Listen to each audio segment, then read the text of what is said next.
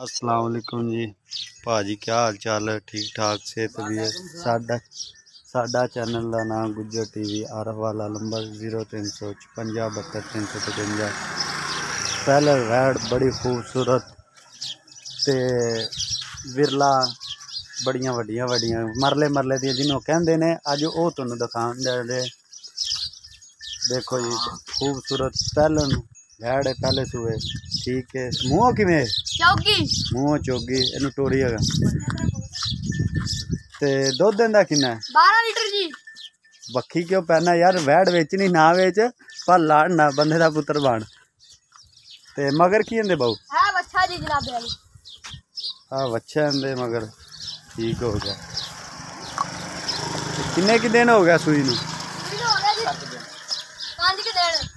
5 की दिन हो गया।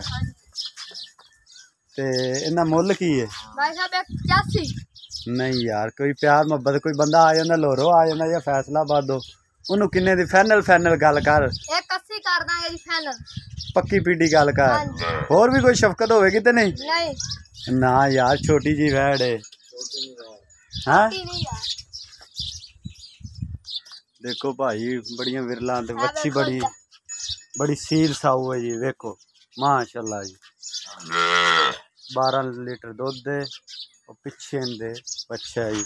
आ देख सकते तुसी ते मुँह चौगी मुँह पाटते विखा खा